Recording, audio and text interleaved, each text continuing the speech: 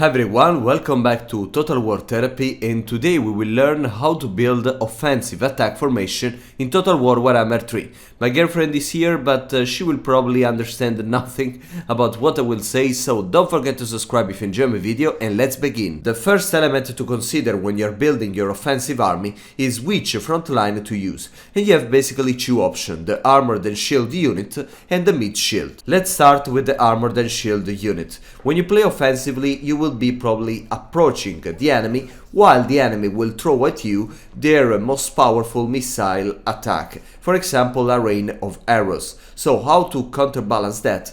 You can provide your army with a tough armored and shielded front line to, protect from this kind of attack, because as you know, the armor reduces the chance that not armor piercing weapon can affect your unit, and the shield can protect from any missile attack of a certain percentage that normally is 55% for big shields and 33-20 for the little shields. Now, so it's better to not build a randomly front line made of different units, but just choose from your roster the unit that for that price and for the tier, if you're in the early or late campaign, can help you with that. So a tough armored with shield, just to absorb all the missile attack that the enemy will throw at you while you will approaching with all your army. The second option is to rely on a mid shield. While the armored and shield unit will absorb the damage with their armor and shield, the mid shield unit will absorb the damage with their health, with their hit points. So they will be probably sacrificed, but this is part of the game because they are expendable. They have the expendable attribute. So their routing, when they will route or falling down, this will not affect the rest of your army, but just the other expendable units. So you have to use them to cover your army and take all the missile attack, the missile damage, and have the first encounter with your enemy front line, and then you can actually take care of the enemy with your proper units, that they will be the second line and so on. The second element to consider when you're playing offensively is which kind of lord and hero you have, and the distinction for me is between the tank and the support specialist, because when you have the tank, that is supposed to take and absorb the damage, so you can easily deploy him at the front of your front line and absorb all the missile damage, all the arrows that the enemy will throw at him.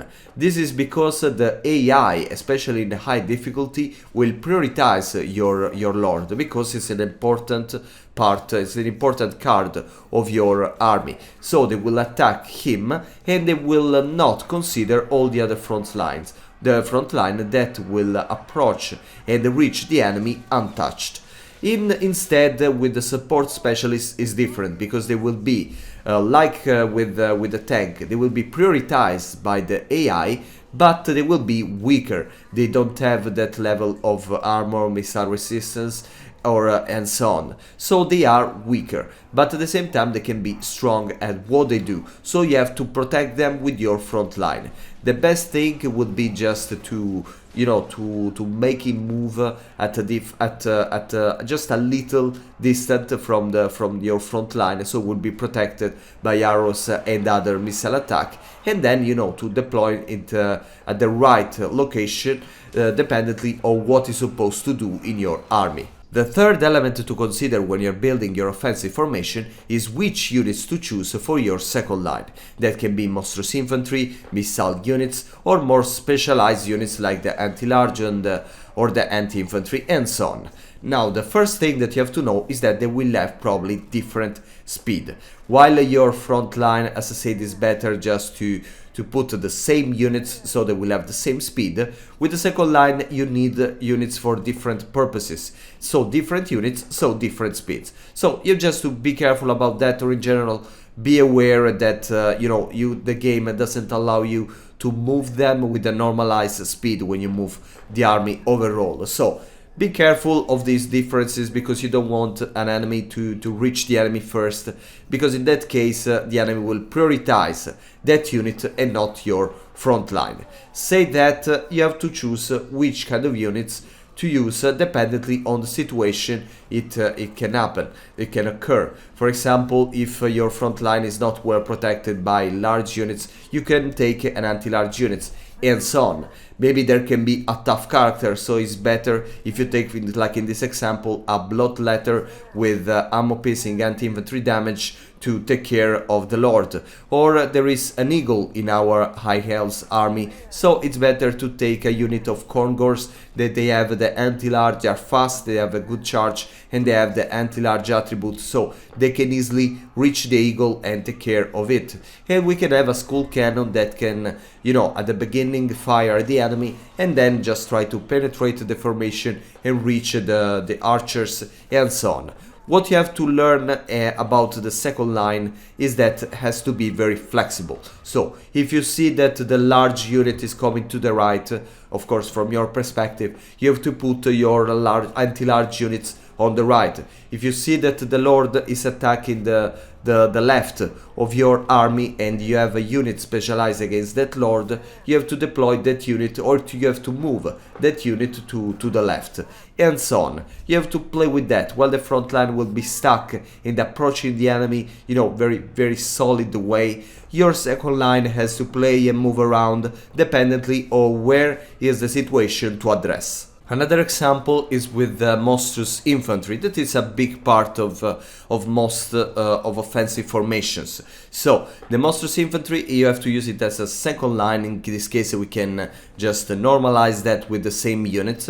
And as I said, you have to be careful because they will be weaker than your front line, so the front line has still to absorb all the damage of the first engagement and of the missile attack, and then you can charge and help assist your front line with your Monstrous Infantry. Even in this case you have to be careful because they can hardly sneak around the enemy and penetrate the formation. They will have still multiple entities, so it will be just hard to do that.